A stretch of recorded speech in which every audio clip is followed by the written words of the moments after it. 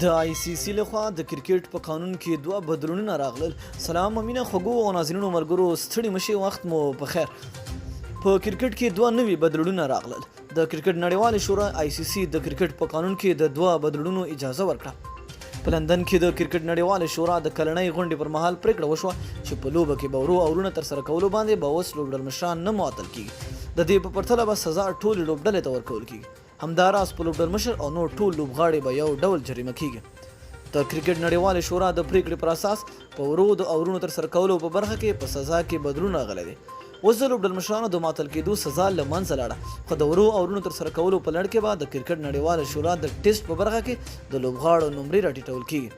تر اوسه پورې چې کوم قانون د هغې تر مخه د ورو اورونو به ترسره کولو به د لوبډلمشرانو څخه د لوبې 50% فیس ګرځېدل کېده. همداراز د نورو لوبغاړو څخه به بیا 10% فیس اخیستل کېده.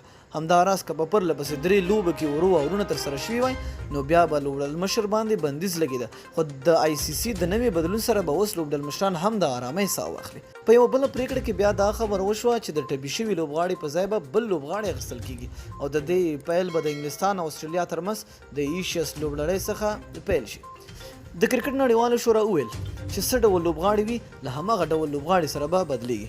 یعنی که توپ اچوونکی وي خو توپ اچوونکی به یې په ځای اخیستل کېږي او که توپ وهونکی وي نو په ځای به یې توپ وهونکی میدان ته راګوزیږي. خو د دې بدلون لپاره د لوبې د ریفري اجازه لازمي ده. دا قانون به د اګست د لومړۍ نیټې څخه نافذ شي. یعنی معنا دا چې په ایجپټن کې د کیدونکي ایشیس لوبلړۍ څخه به دا قانون عملي شي. د یادونې وړ ده چې په دې قانون باندې له 2018 کال راهیسې کار روان و. د استرالیا کرکټ دا کار د ښځو د کرکټ پر مهال او د بی بی ایل پر مهال ترسره کړ، خو وروسته یې له آی سی سی څخه منظوري ترلاسه کړه چې د مۍ په میاشت کې ورته منظوري ورکړل شوه.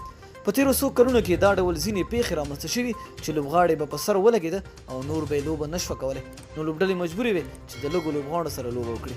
که څه هم د هغه په ځای به ډګر ساتنې ته لوبغاړي راکوزېده، د هغه ځای به یې نشو نیولی. نو دوستانو، مینه او مننه چې ویډیو مو راسره تر پایه وکته. تاسو د آی سی سی دغه پرېکړې ته په کوم نظر ګورئ؟ لاندې په کمنټ کې خپل نظر راسره شریک کړئ. تر بلې ویډیو د لوی الله په امان.